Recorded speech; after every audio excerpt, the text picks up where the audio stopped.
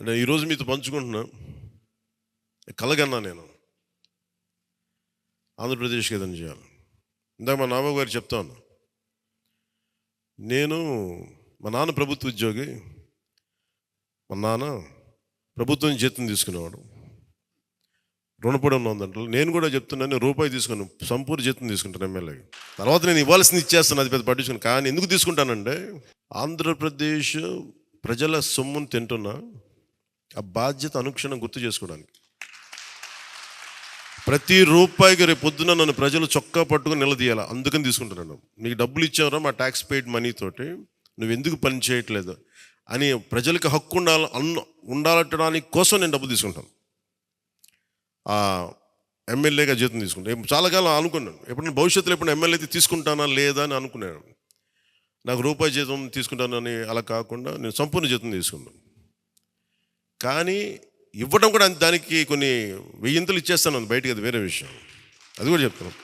కాకపోతే ఎందుకు జీతం అంటే మనం ఎందుకు తీసుకుంటాం అని నేను ఎందుకు చేస్తున్నాను అంటే, ఈ డబ్బు ప్రజల కష్టం నుంచి, రక్తం, చెమట, స్వేదం నుంచి వచ్చింది. అది ఆ డబ్బు ముట్టుకున్నప్పుడు నాకు బాధ్యత గుర్తు రావాలి, అందుకని నేను అది కూడా నిర్ణయం తీసుకున్నాను. సో మీ అందరికీ కూడా నా ప్రత్యేక ధన్యవాదాలు. మనందరం కూడా జవాబుదారీతనం ప్రభుత్వం ఎలా ఉంటుందో చూపిద్దాం. నిజమైన లా మేకర్, చట్టాలను చేసేవాడు. We are all lawmakers. చట్టాలను చేసేవాళ్ళం, చట్టాలను పరిరక్షించాల్సిన బాధ్యత ఉన్నవాళ్ళం. How a true lawmaker would be will show them. బలమైన వ్యవస్థను నడిపే వాళ్ళు ఎలా ఉంటారు. భవిష్యత్తులో పొలిటికల్ లీడర్ అవ్వాలంటే చాలా ఇన్స్పిరేషన్ ఇవ్వాలి. మీ అందరినీ ఆ ఇన్స్పిరేషన్ కోరుకున్నాను, మీరు ప్రతి ఒక్కరి దగ్గర నుంచి.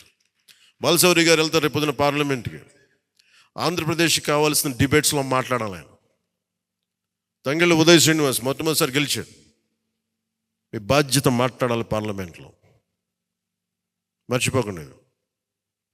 పరిచయాలకి వీటికి కాదు, మీరు పార్లమెంట్కి వెళ్తుంది, పని చేయడానికి వెళ్తున్నాం. అది మట్టుకు మీరు ప్రతి ఒక్కరు ఆపాదం మస్తకం కింద నుంచి పై దాకా మీరు మర్చిపోకండి బాధ్యత. సో మీ అందరికీ నా ప్రత్యేక ధన్యవాదాలు తెలియజేసుకుంటే, మా నాయకులందరికీ ఇప్పుడు నాకు ఢిల్లీ వెళ్ళాల్సిన సమయం వచ్చింది, ఎన్డీఏ మీటింగ్ ఉంది. సో మీ అందరి ఆశీస్సులు తీసుకెళ్తాను, మీ అందరి నమస్కారాలు తెలియజేస్తాను.